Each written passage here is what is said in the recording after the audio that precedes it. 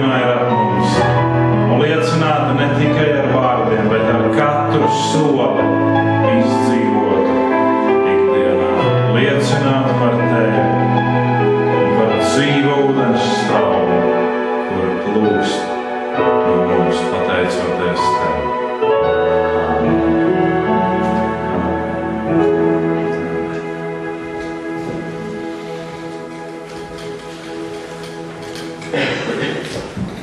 Man ir tāda savdabīga sajūta šodien, es nezinu, kāda ir jums, bet mana sajūta ir,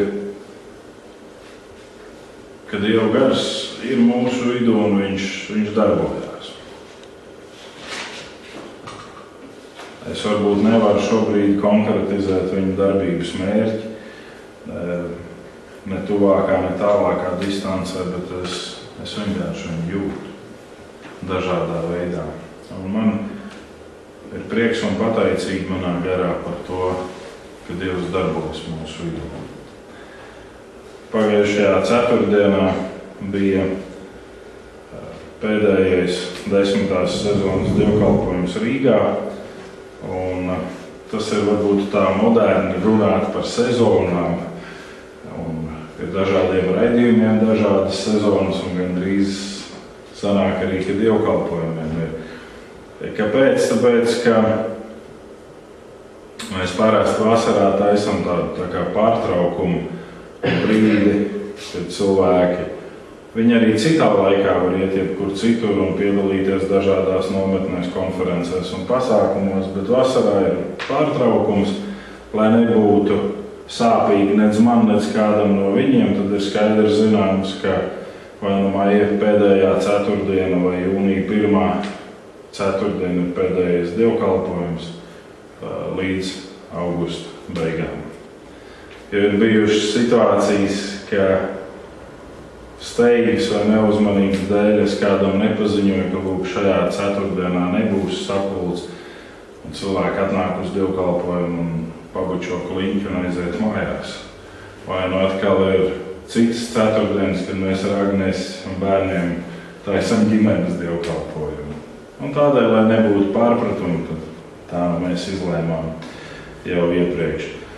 Kā arī sveicienus es gan neprasīju oficiāls, bet es atļāvos uz savu galvu pieņemt, jo arī Ķekavā 1.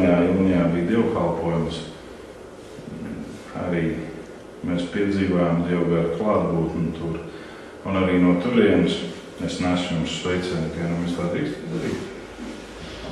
Tad man sirds ir mierīga. Un arī no Mērsraga, kur šodien viesojās mācītājs Elijas Godiņš ar savu saimi. Es nesu sveicienus jums. Šodien es gribu risināt jautājumu kopā ar jums, kā dzīvot. Kā dzīvot, gan esot Dieva bērnam, gan kā dzīvot ikdienā, sabiedrībā, mājās. Mēs esam runājuši par veco cilvēku un jauno cilvēku. Mēs esam runājuši par daudz un dažādām lietām. Un domājot par šo svētdienu un gatavojoties viņai, es vēlreiz nonācu pie šī jautājuma, kā dzīvot. No vienas puses mēs skatāmies, ka man kā Dieva bērnam vajadzētu būt lipīgam. Tas ir, ka ļaudis ap mani ikdienā meklē mani, tuvojās man. It sevišķi tiem, kuriem ir vajadzības. Man vajadzētu būt kā staigājošai ceļa zīmei tuvāk Dievam. Man vajadzētu būt kā atbildēji uz daudz jautājumiem. Vai tas tā ir? Vai reizēm nav tā, ka mans jaunais cilvēks ir tāds svētdienas apģērbs, ko es uzvelku, un mans vecais cilvēks ir, tā teikt, ikdienas darba drēbes. ar kurām es staigāju ikdienā.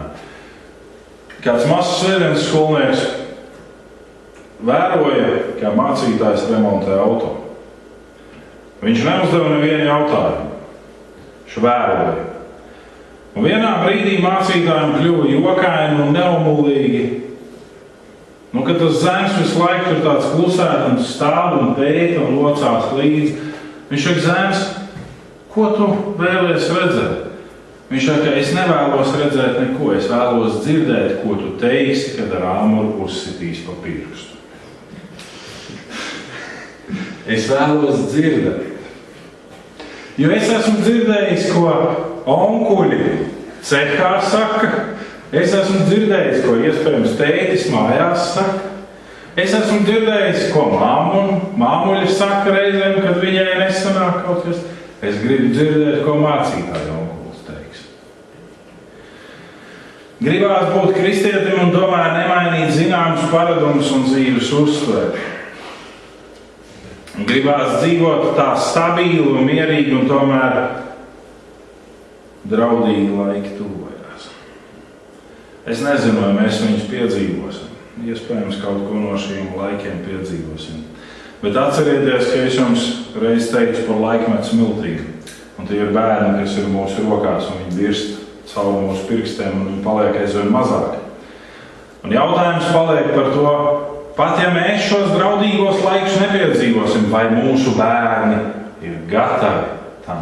Un mēs varam šodien sēdēt un teikt, mani bērni, viņi nemaz negrib tā, viņi netic. Un cik daudz gripas slimniekus vajag, lai mēs visi saslimtu?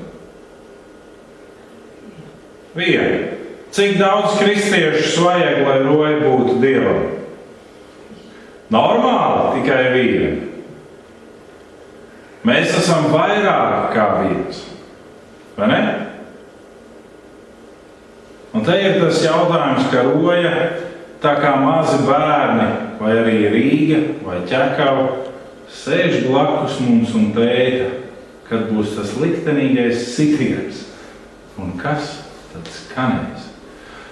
Un kādas ir savstarpējās attiecības, un kādas ir rūpes, un aiz seko daudz punkts.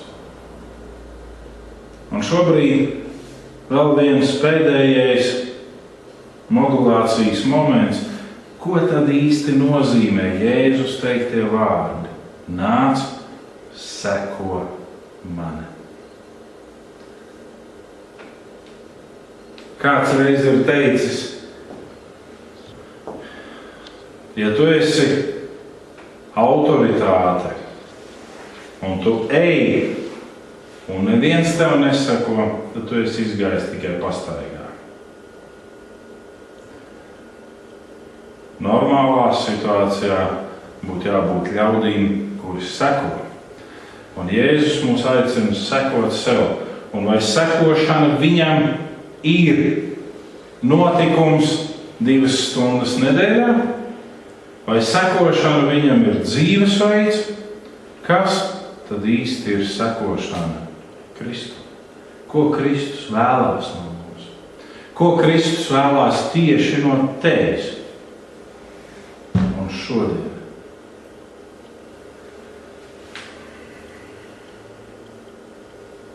Un ļoti bieži, kad mēs nonākam pie šiem ļoti būtiskajiem jautājumiem, tad cilvēciskā reakcija, es par to domāšu mazliet vēlāk. Es šodien esmu ļoti nogurs, es nevaru. Man šodien bija smaga diena, es nevaru. Nē, man šodien ir pārāk labs noskaņojums, lai es par tik nopietnām lietām domātu. Aizvadītajā laikā man atkal bija jādomā par to, kas tad liecinās pēc mums, par mums. Tad, kad manis vairs nebūs, tad ikvienam no jums par mani būs liecība. Un kāda tā būs? Un šī liecība parasti atrodas starp 2 gada skaitļiem, tā mazā svītriņa pa vidu. Tā ir liecība par mani. Par to, kā es liku jums justies, par to, kā cilvēks biju. Arī manai ģimenei nekas vairāk kā šī mazā svītriņa nebūs. Arī maniem vecākiem, ikvienam. Un par tevi neiedomājieties, ka par jums būs tāda svītra. Viņa būs neliela svītriņa starp 2 cipariem. Par tevi, kā par Dievu bērnu, liecina tas, kā tu liec citiem justies. Un vai tu patiešām rūpējies par viņiem, ja tā ir tāda virspusējība. Apostols Pāvils vēstulē Romiešiem 5. nodaļā 8. līdz 9. panti saka, bet Dievs savu mīlestību uz mums parāda ar to, ka Kristus par mums nomiris, kad mēs vēl bijām grēcinieki. Jo vairāk tagad, kad esam attaisnoti viņa asinīs, mēs tiksim caur viņu izglābti no dusmības. Tātad Dieva mīlestība uz mums parādās, lai mēs pieņemtu konkrētu rīcību.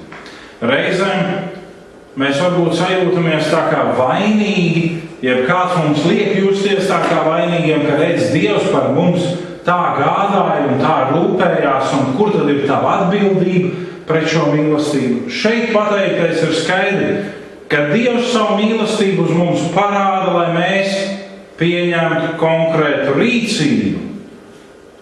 Un tad, kad šī konkrētā rīcība ir pieņemta, jeb lēmums veikts,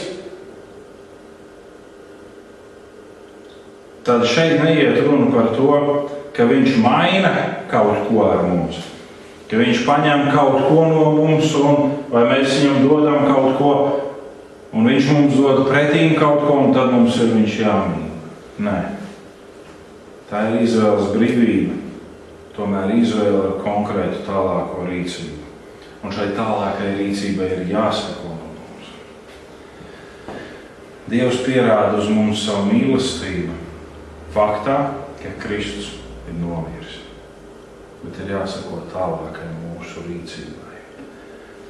Neviens mums nespiež kļūt par kristiešiem. Neviens mums nespiež pieņemt aicinājumu, nāc seko man. Ja mēs to pieņemam, tad ir jābūt konkrētai tālāk rīcībai. Nevar būt tā, ka mēs pieņemam konkrētu aicinājumu, un pēc tam, bet es tā kā aicinājumu pieņēmu, bet to pārējo visu es tā kā negribu. Jūs zināt to, ka bija vismaz 3, kuri pieņēma aicinājumu, un tad, kad bija jākonkretizē aicinājums un jāatsauc uz viņu, tad viņi visi sāka atrunāties. Un bija 4. starp viņiem, kurš pieņēma aicinājumu, kurš atsaucās aicinājumu, bet viņš mēģināja uzstādīt savus noteikumus aicinātājiem un neuzvilka kāzu drēbes un ieradies kāzu mīlestā, sēdēja savās drēbēs. Mūsu laikos nepastāv tā tradīcija, ka kāzu rīkotājs aicina ciemiņus un izsūta viņiem drēbju komplektu. Tanī laikā tā bija. Mūsu laikā pastāv toņu pielāgošana. Tad, kad man brāļmeita precējās, tad visiem bija jānāk un viņiem bija jābūt kaut kam violētam. Vienam bija kaklasaita violēta un vienam bija krakls violēts, un viņai pašai bija līgavas kleita, un tur bija violēts puķis un violēta banta, un līgavainiem bija kaut kas violēts, un lūk bija noteikts krāsu toņos ierasties. Viņi gan neizsūtīja tās violētās lietas nevienam no mums, bet bija noteikums. Un šeit ir runa tieši par to, ka lūk, aicinātājs pat izsūtīja drēbes, bet nācējs nebija gatavs šīs drēbes uzvilkt, un vai tas reizēm jāspūgļo mūs? Ka mēs gribam būt Dieva bērni, mēs gribam saņemt dievišķo svētību, bet paklausīt Dievam un raksturā parādīt dievbērnības faktu, mēs tā kā mēs gribam būt labāki. Un atcerieties to uz mūžīgiem laikiem, ka labāks ir ienaidnieks izcils. Dievam nevajag, ka mēs esam labāki. Viņam vajag, ka mēs esam izcili. Un vēlns tev mēģina vienmēr ieborēt. Pieņem lēmumu, ka tu būsi labāks. Un labāks vienmēr cīnās ar izcils.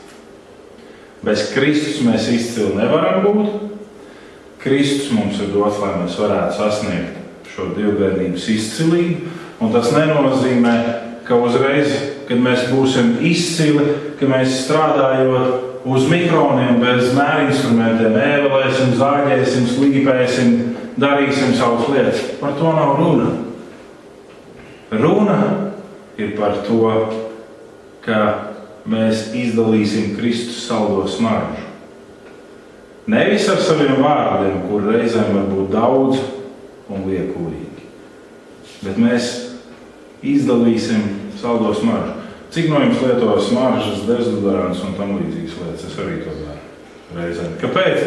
Tāpēc, ka es jūtos pats neērti, un es zinu, ka cilvēki var justies neērti, ka no manis nevisai patīkams aromāts nāk. Un tad mana ģimene dabū ciest, jo nevienmēr tad, kad es esmu mājās, to daru, bet tad, kad es izēju cilvēkos, tad es mēģinu uzskaistināt aromātu.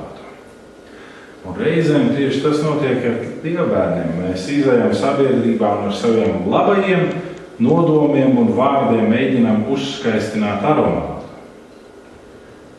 Tai smaržai ir jānāk pašai par sevi no mums. Tai Kristus mīlestībai, tam svētajam garam, viņam ir jābūt jūtamam ap mums. Es pirmīt lietoju vārdu lipīgi kristieši. Tie ir ļaudis, kas pievelk. Nevis ar vārdiem un tikai, bet ar būtību. Ir labi tavā klātbūtnē atrasties tāds miers ienāk. Tu esi tāds miera pilns, tāds stabils. Un lai kurš salūst vai sabruktu, bet tikai ne tu. Kurš tad ir mans spēka avots? Dievs.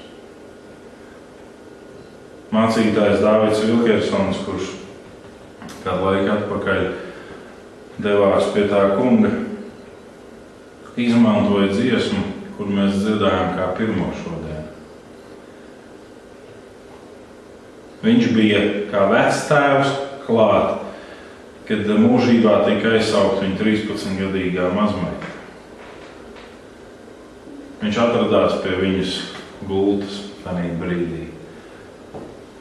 Un tad viņš sasauca savu ģimeni, kas atradās tajā mājvietā tajā brīdī. Un kurš tur sāka gausties un kurš pieņēma kādu reakciju, viņš teica, un tagad mēs sadosimies rokās un dziedāsim Dievs ir labs. Kāpēc? Tāpēc, ka viņš ir labs.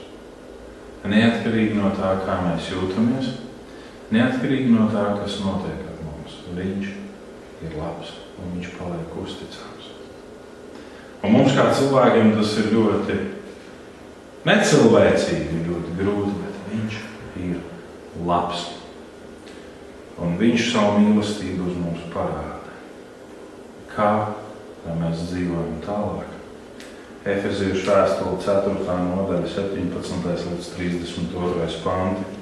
Efeziešu 4, 17, 32. To es jums saku un apliecinu kungā. Jums vairs nav jāstaigā tā, kā pagāni dzīvo savu prātu tukšībā, būdami aptumšot saprašanā, atsvešināt no dievišķās dzīvības, savas nezināšanas un sirds nocietinātības dēļ. Viņi ir zaudējuši kauna jūtas un nodevušies izlaidībai. Nepiesātināmi ļaudamies visādai nešķīstībai. Ne tā jūs esat iepazinuši Kristu. Ja jūs to esat dzirdējuši un mācījušies patiesībā, kā tā ir Jēzu, tad atmetiet savu iepriekšējo dzīvesveidu un veco cilvēku sevī, kas savas iekāras nomaldījies iet bojā. Atjaunojieties savā prātā un garā, ietērpieties jaunā cilvēkā, kas radīts pēc Dieva taisnībām un patiesības svētumā. Tādēļ, atmetuši melus, runājiet patiesību ik viens ar savu tuvāko, jo mēs esam locekļi viens ar otru. Dusmojoties, neapgrēkojieties, lai saule nenoriet jums dusmojoties, un nedodiet vietu vēlnam, lai zaglis vairs nezog, bet lai labāk pūlis pats savām rokām darīt labu, lai varētu dot tam, kas ir trūkumā. No jūsu mutes, lai nenāk nekāda samaitāta runa, bet tikai tas, kas ir derīgs un nepieciešams stiprināšanai, lai būtu par svētību klausītājiem. Un neapbēdiniet Dievu svēto garu, ar ko jūs esat apzīmogoti izpirkšanas dienai. Viss rūgtums, niknums, dusmas, klaigas un zaime no jums lai ir tālu prom, līdz ar visu citu ļaunumu. Esiet krietni cits pret citu un žēlsirdīgi piedodiet viens otram, kā Dievs Kristu ir piedevis jums. Pirmais, ko mēs redzam, ir nestaigāt kā pagāniem. Kāds ir pagānis staigāja, kāds ir pagānu dzīvesveids? Prāta tukšība. Prāta tukšība. Tuvojoties 13. maijam, es uzdevu jautājumu 9. klases skolēniem, ko jūs darīsiet tālāk. Un es nesaku, ka viņi ir tukšpārli, bet es uzdevu viņiem jautājumu.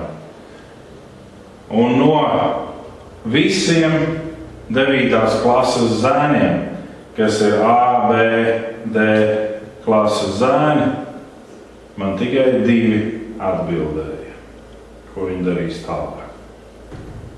Un tas nenozīmē, ka tur ir 4 zēni par šīm 3 klasēm. Tikai 2 teica, mēs dosimies tālāk uz Pirmo valsts ģimnāziju, jo mums labi padodās matemātika un mēs gribam turpināt vidusskolu ar matemātikas ievirzi. Pārējie neviens neko nezina. Kāpēc es pievedu šo piemēru? Tāpēc, ka tieši tāpat ir ar mums, mūsu ikdienas dzīvē.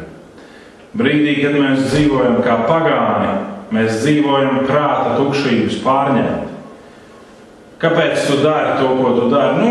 Vienkārši visi tā dara. Kāpēc tu būvē māju? Tāpēc, ka kaimiņam ir māja.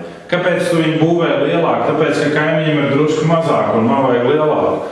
Kāpēc tu nopirki konkrētu mašīnu, lai ērtāk būtu pārvietoties? Kāpēc tu nopirki tik lielu? Tāpēc, ka kaimiņam ir nedaudz mazāk. Un viss noteikums balstās uz to, ka man ir jābūt purnu tiesu priekšā kaimiņam. Kāds ir tavs mērķis tam, ko tu dari? Atstāšu bērniem. Bērnu nav, tad varbūt kādam labām paziņām. Gan jau atradīšu kādu. Rokfellers īsi pirms savas aiziešanas no šīs dzīves saņem jautājumu no savu labākā drauga. Kas tev padarītu laimīgu? Vēl $1. Mēs sakām, bet draugs, tev ir banku konti pārpildīti un tev ir miljoni un miljārdi. Priekš kam tev to visu? Tā diagnosticējās prāta tukšība. Un Einsteins prāta tukšībai dod formulējumu.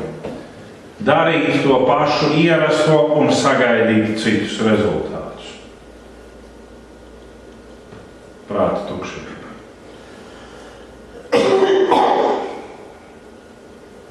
Mēs redzam prāta tukšības tādas iezīmes ļaudīs, kuri tuvojoties beigu periodam no 4 gadu perioda sola, stāsta, cerot sagaidīt citus rezultātus tikai ar vārdiem. Un tad, kad aizvadītais 1. jūnijas ir garām, pazūd solījumi, pazūd stāsti, pazūd jebkādi rezultāti. Ir tikai viena laimes formula, vēl viens lats manā makā, un es būšu laimīgs. Un apostols Pāvils dod brīdinājumu pret Dieva mīlestību, neizturies ar prāta tukšību un nemēģini politiskos solījumus piemērot attiecībās ar Dievu. Un brīdī, kad tu sāc attiecības ar Dievu, tad rodās kā šķirklis, ka tu nespēji arī pat cilvēkiem piemērot šos politiskos solījumus. Tu apzinies, ka tie ir meli, un viņš saka, nemelojiet vairs viens otram. Nemelojiet. Prāta tukšība ir tā, kas liek cilvēkam dzīvot nepatiesībās un cerēt, ka neviens šīs nepatiesības neredzēs un neuzzinās. Un brīdī, ja tomēr kāds atver savu muti un sāk runāt par meliem, tad šie cilvēki gana veikli prot aizdarīt citiem mutis. Un apostols Pāvils brīdina, nedariet tā. Un otrā lieta, ko viņš piemin šeit, nestaigāt kā pagāniem, ir aptumšot saprašana. Lai tev un man nav aptumšot saprašana. Viņš saka, lai mēs no tā ne tikai izvairamies, bet lai mēs nepieļaujam nekādu veidu, kurš aptumšot mūsu saprašanu. Skarbi, bet fakts, ka cilvēkiem reizēm ir izdevīgi dzīvot ar aptumšot saprašanu.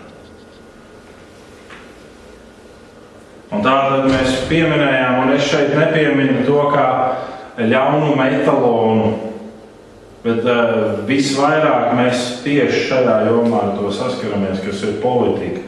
Un mēs piedzīvojam to, ka ir divas kategorijas no politiķu skatu punkta. Ir izcili meļi un tumsoņas. Tumsoņas esam mēs, un politiķi ir izcili meļi. Viņu prāt mēs esam aptumšota domāšanu, kurus var mānīt, kuriem var melot, kuriem var solīt un nepildīt. Tāpēc mēs esam tumsoņas. Un reizēm kristieši uzskata, ka ir kādi tumsoņas. Un par tumsoņu tu citu var uzskatīt tikai tad, kad tev pašam ir aptumšota saprašana. Mēs to redzēsim vēlāk. Mans te vienas arī tas, kas jau grāvi, ir lauska, kura pieskārusies Dievam rūk. Tieši tā. Un tāpēc mēs nemēģinam nevienu darīt zemāk par sevi. Šī rīta sprediķī mācītājs Elijas Godiņš runāja par farizeju Sīmaņa namu, kurā tika ieaicināts Jēzus, un par netiklo sievieti, kur ar savām asarām mazgāja Jēzus kājas un tās skūpstīja. Un tad šeit parādās tas moments. Arī tas cilvēks, kas ir dzīvojis ar aptumšotu saprašanu, iespējams no dzimšanas, no ģimenes un tā tālāk, ja viņam pieskarās Dievs, viņš var mainīties. Bet mūsu tendence reizēm ir Dievs pieskarās, apskaidro mūs, un pēc brīža mēs aizrāpamies atpakaļ uz aptumšotu saprašanu. Kāpēc? Tāpēc, ka mēs ļaujam dažādām nedievišķām tendencēm ienākt mūsu prātā, mūsu garā. Un ejam vēl mazliet tālāk, ko nozīmē nestaigāt kā pagāniem, atsvešināti un zaudējuši. Apostols Pāvils piemin divas lietas, ka viņi ir atsvešināti Dievam. Tātad viņi ir bijuši pazīstami, bet viņi ir atsvešināti un zaudējuši jebkādas kauna jūtas. Jebko zaudējuši.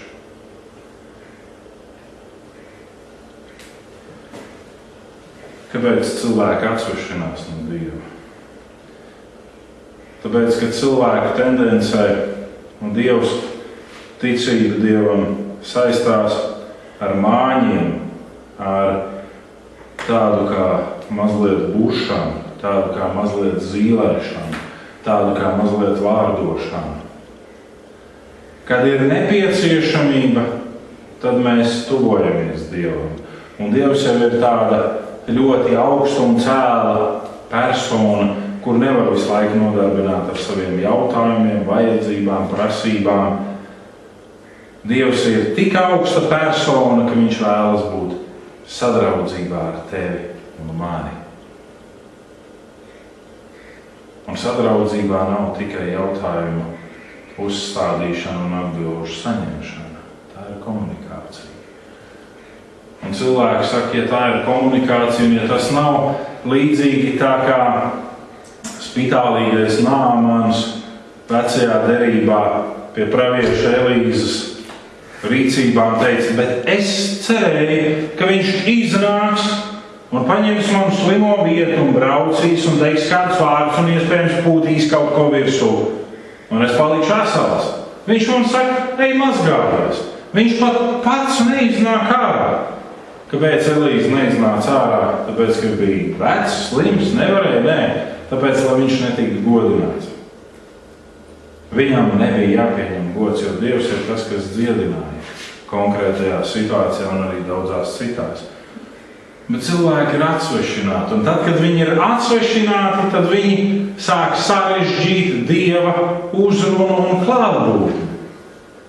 Tu gribi piedzīvot dievišķu spēku sevī un grēku piedošanu, tad lūk, tur ir šie pakāpieni 500, kas tev ir rāpus jānoiet līdz virsotnei. Un tad tu to piedzīvo. Un jautājums ir, vai patiesi?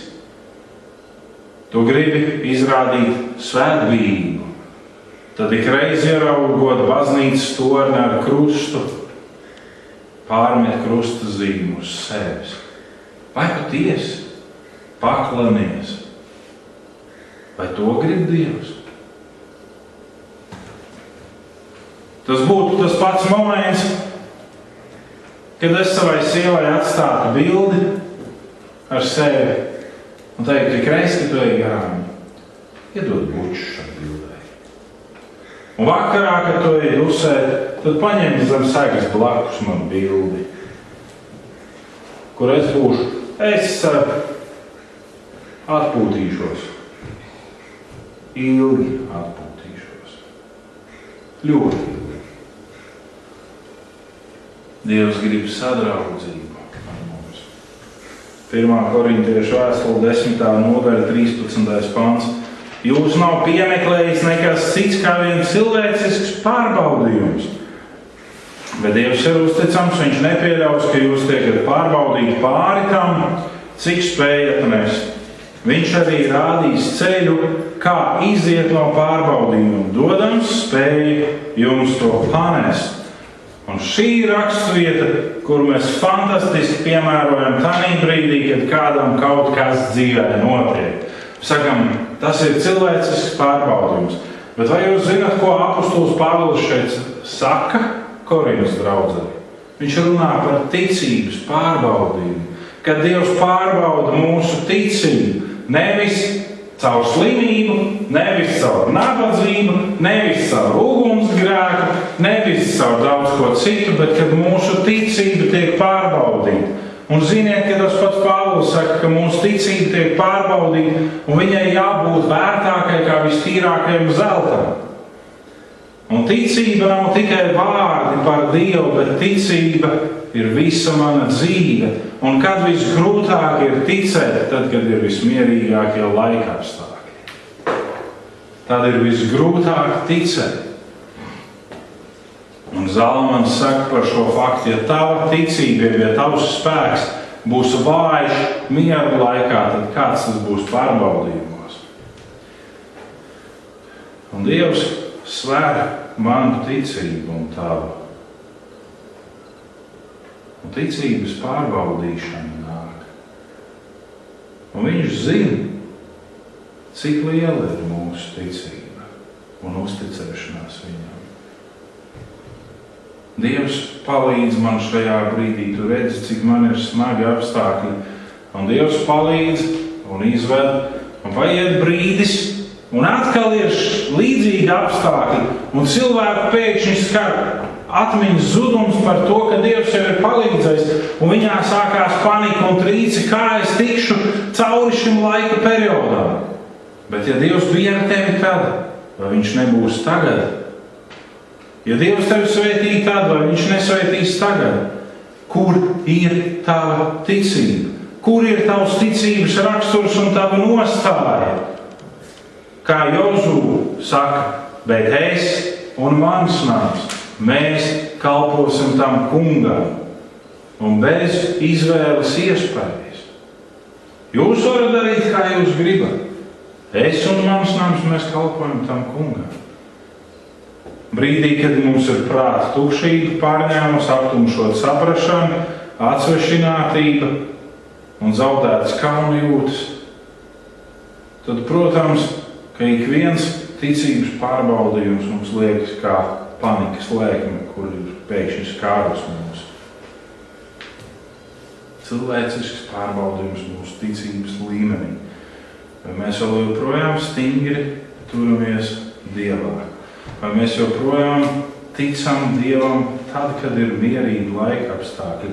Vai tad mēs sakam, ok, Dievs, pasēdi, pagaidi, es tagad skrienu tālāk. Kamēr ir mierīgi laika apstākļi, man ir jāpaspēj izskriet visu un savāķīt. Un tad mēs nonākam pie otrā, ko apostols Pāvils vēstulē Efeziešiem saka, atmetiet iepriekšējo un tērpieties jaunajā. Atmetiet iepriekšējo un tērpieties jaunajā. Džims Eliots, evaņģēlists un misionārs, kas devās uz Āfriku un no turienes neatgriezās un aizgāja no šīs dzīves 28 gadu vecumā kā dedzīgs dievbērns, teica, tas nav muļķis, kas atdod to, ko nespēja paturēt, lai iegūtu to, ko nespēja zaudēt. Un apostols Pāvils pirms viņa to ir teicis, atmet to, kas iet bojā. To veco cilvēku, kas savu darbu, savas rīcības, savas domu gaitas dēļ iet bojā, to atmet. Atmet to, ko tu tāpat nespēsi paturēt. Mēs sakām, bet kā es varu atmest? Tur ir mana ģimene, mani bērni, mana sieva, mans vīrs, lai arī kas tur būtu, kā es to varu atmest?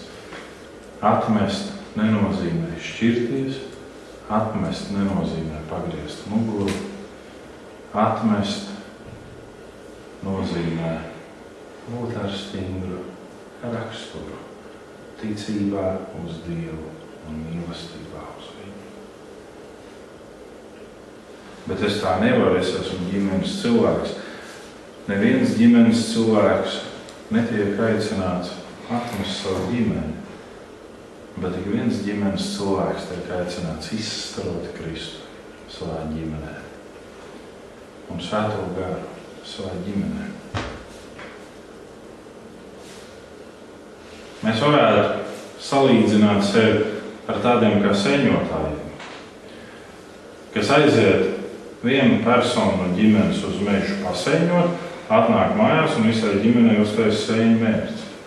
Jūs esat atnākuši šobrīd pasēņot un jūs aiziesiet mājās. Un jautājums ir, vai ģimene saņems šo sēņu mērķi, vai ne? Viņiem vajadzētu saņemt. Un tad mēs sākam teikt, jā, bet tur vienam vēders netur sēnes, un otram negaršo sēnes, un trešajam vēl kaut kas ir. Tie ir argumenti. Šeit parādās tava un mana ticība. Vai mēs to aiznesam mājās, vai nē. Un otrā lieta pēc atmešanas ir atjaunoties tajā, kas ir svēts. Kas ir svēts, tas ir tāds. Nē. Svēts ir piederošs Dievam, nošķirts Dievam. Svēts nenozīmē, ka man dīgs spārni un limba parādās virs galvas. Svēts nozīmē tas, ka es piederu Dievam. Un tu piederi Dievam tad, ja tu ar visu savu būtību nododi sevi viņa vadībai un sevi izjūti mīlestību pret Dievu. Mēs sakām, kā cilvēki, mums ir grūti mīlēt Dievu, ja mēs viņu neredzam. Apostols Jānis saka, tad, ja tu saki, ka tu mīli Dievu, bet necieti to, kas tev ir blakus, ja iemīlst, tu esi mēlis. Tu esi mēlis.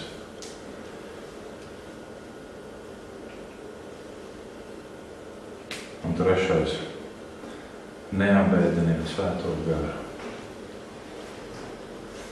Ar ko tad mēs varam apbēdināt Svēto garu? Ar savu netaisno rīcību un ar savu nekonkrēto runu.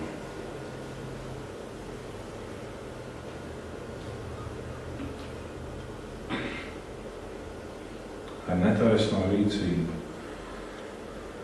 ir meklējot argumentus un aizbildinājumus, kāpēc mēs varam veikt to, ko mums vajadzētu veikt. Jo nevis kā bravurīgs puišenis, kā Pavlīks Morozovs vai citi līdzīgi tēli. Ķēniņš Dāvids teica, ar Dievu es pārvaru mūrus. Ar Dievu es pārvaru mūrus. Citā vietā viņš saka, es varu lēkt pāri mūriem. Ar Dievu es varu veikt fantastiskas lietas. Bet es nevaru, es esmu nespēkā un nē, atstāju to visu Dieva ziņā. Un ja tu no visas sirds mīlēsi Dievu, Viņš radīs tev apstākļus, lai tas, kas tev ir būtisks, tu to varētu piepildīt. Viņš reizēm ved mūs cauri nāves ēnas ielai. Tikai tādēļ, ka mēs esam ar aizmiglotu skatu, mēs nevēlamies redzēt to, ko viņš vēlas darīt caur mums. Un mums tas ir sāpīgi. Taču tad, kad mēs esam izvesti no nāves ēnas ielai, tad mēs redzam, ka klāt ir atkal zaļainas ganības, kur ganīties ne tikai mums pašiem, bet arī citiem. Un ja mēs esam sarežģītos apstākļos, un ja mēs zinām, tuvojās sarežģīti apstākļi, tad jautājums ir, vai mēs to esam lūkšanā likuši Dievu priekšā, lai sagaidītu atbildi un rezultātu, vai nē? Vai mūsu sirdis kņudu par to, kā mēs vēlamies, lai ļaudis ap mums piedzīvo Dievu, vai ne?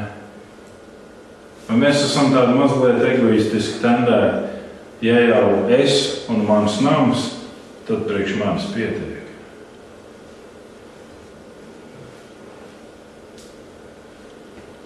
Un ar savu nekonkrēto runu, kas apliecina vienu, bet ar darbiem parādās pilnīgi cits.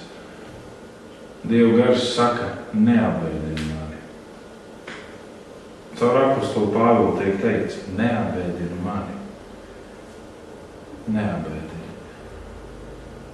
Ja tevī ir aicinājums, un šis aicinājums top lielāks un spēcīgāks, tad atsaucies. Neapbēdini mani, saka Dieva gars.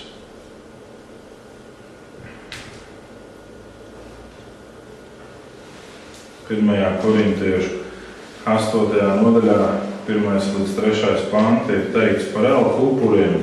Skaidrs, ka mums visiem ir zināšana, un zināšana rada augstprātību, bet mīlestība tā veido cilvēku. Ja kāds domā, ko sapratis, tad viņš vēl nezina, kā būtu jāsaprot, bet ja kāds mīl Dievu, tas ir Dieva atzīts. Atcerieties, pirmajā punktā es teicu, ka vēlāk mēs par to mazliet runāsim. tieši par šo saprašanas momentu. Es zinu, tad tu vēl nezini, kā būtu jāzina. Vai ne?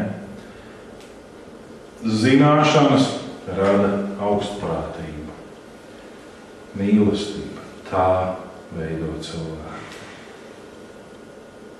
Tas ir tas, uz ko mums vajadzētu katram koncentrēties. Mīlestība uz Dievu un Dieva pieņemšanu. Tad, kad mēs skatāmies vārda atzīts tulkojumu, tad viens no tulkojumu variantiem ir pieņemts. Un pieņemts nevis vienkārši, es tevi pieņemu un es ar tevi sarokojos, bet pieņemts tas nozīmē līdzīgi tā kā vīrs apņem ar savu mēteli, savu sievu, savā aprūpē, savā aizgādībā. To ietver šis vārds atzīts. Ja kāds mīl Dievu, tad tas ir Dieva aprūpē. Tas ir Dieva pieņemts īpaši. Tas ir Dieva aizsardzībā. Un tas ir tieši tas, ko mēs katrs vēlamies piedzīvot, būt Dieva aizsardzībā. Ka ļaunā ugunīgās bultas mūs nespēj skart. Un ka ļaudis ap mums to redz, un viņiem ir liecība, ka mēs esam Dieva aizsardzībā. Kāpēc mēs neesam? Varbūt mums trūkst mīlestības uz Dievu. Vai ne? Varbūt mums trūkst mīlestības uz Dievu. Jo mīlestība tā veido cilvēku. Un tātad piedzīvojot šo mīlestību uz Dievu, atmetot veco, pieņemot jauno, neapbēdinot Dievu svēto garu, mēs nonākam pie tā, ka nekas mūs nespēj šķirt no Dieva mīlestības. Nekas, izņemot pašu neprātību. Romiešu vēstulē 8. nodaļa 38-39 ir teikts, un es esmu pārliecināts, ka nedz nāve, nedz dzīve, nedz eņģeļi, nedz varas, nedz tagadne, nedz nākotne, nedz spēki, nedz augstumi, nedz dziļumi, nedz kāda cita radīta lieta mūs nespēj šķirt no Dieva mīlestības, kas ir Kristu Jēzu mūsu Kungā. Nekas mūs nespēj šķirt. Mēs sākām pārdomas ar to, ka Dievs savu mīlestību uz mums pierāda un parāda. Un mēs noslēdzam ar to, ka nekas mūs nespēj šķirt no šīs mīlestības. Tātad mums ir drošs garants, ka mēs gribam vēl jo vairāk iemīlēt Dievu un nomainīt veco pret jauno un dzīvot savu ikdienas gājumu, liecinot ar visu, kas mēs esam, par Dievu. Ar visu. Būt lipīgiem. Mēs reizēm sakam, ļaudis mūs neuzklausa. Vai mēs esam no Dieva lūguši to, lai mēs būtu lipīgi?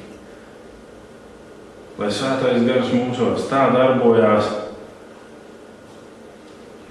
ka nevis mēs uzliekam šķilti, es esmu Dieva bērns. Bet, kad svētais gars rāda šķilti uz mums, uzmanību, atombumba, netuvojies. Ja precīzāk sakot, tuvojies, saņems radiālo starojumu, X star formā. Dievu priekšā tu būsi caurspīdīgs, caurredzams, kā pēc rentgena.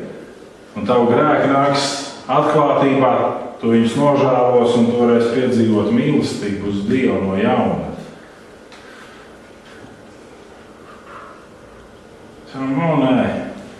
Ļauj man, Dievs, tā mierīgi nodzīvot savu dzīvi, Tevi pielūdzot un Tevi slavējot. Nē, Dievs neļauj man mierīgi nodzīvot. Dievs ļauj man piedzīvot lietas, par kurām ir rakstīts Tavā vārdā. Ļauj man piedzīvot lietas, par ko liecina gan apustuļu darbi, gan evaņģēlija. Ļauj man piedzīvot lietas, kuras manam prātam nav aptveramas. Ļauj man dzīvot šajās lietās. Ļauj man būt daļai no tā, kurš no jums to vēlās. Patiesi vēlās, ka mēs esam daļa no tā, kas ir Bībelē rakstīts. Apustuļu darbi ir uzrakstīti tā, ka mēs viņus varam turpināt. Viņi nav noslēgti, viņi nav beigušies. Viņu rakstības stils beidzās tā, ka mums vajadzētu tā kā turpināt viņus. Ko Dievs darīs ir mūsu vidū? Vai mēs to gribam? Mēs zinām to, ka šis izaicinājums sekot Jēzum vēl jau vairāk mainīs mūsu dzīvi, mainīs mūsu uztveri. Vai mēs to gribam, ja mēs gribam vienkārši tā klusu, mierīgi turpināt savu dzīvi? Nē, es gribu redzēt Dieva darbus šodienā. Es par to lūdzu ikdienas. Lai Dievs var darboties gan caur jums, gan caur mani. Un lai notiek lietas, kuras nevis es provocēju vai inscenēju vai jūs, bet kuras Dievs grib darīt caur mums, mūsu vidē. Pie mūsu bērniem, pie mūsu otrām pusēm, pie mūsu kaimiņiem, darba kolēģiem, visur, kur mēs esam. Ko vēlas darīt Dievs? Lai tas var notikt. Un lai Dievs ikvienu no jums svētī šajā dienā. Debes Tēvs, Tev pateicos par Tavu žēlastību un atkal žēlastību. Es pateicos par to, ka Tu neesi pārtraucis runāt uz mums. Un ka Tu vēlies, lai ik viens no mums būtu Tev līdzīgi. Un es lūdzu, lai Tavs svētais gars darbojas mūsos un ka mēs saprotam un izvēlamies šo nomaiņas momentu, to veco nomainam pret jauno. Lai mēs ikdienā izejam ar skaidru apziņu par Tavu varenību, par Tavu lielumu un par to, ka Tu varenais un lielais esi noliecies pie mums katra. It kā sīkā, it kā maziņā, taču Tavā mīlestībā mēs varam pacelties pāri zvaigžņu miljardiem. Un Tavā mīlestībā mēs varam iedegties kvēlāk par 1000 sauļu. Slavēts esi, Kungs un Dievs, ka Tu neesi taupījis vienpiedzimušo un esi glābis mūs ikvienu. Ka Tu esi piepildījis mūs ar savu svēto garu, lai darbotos katru dienu mūsu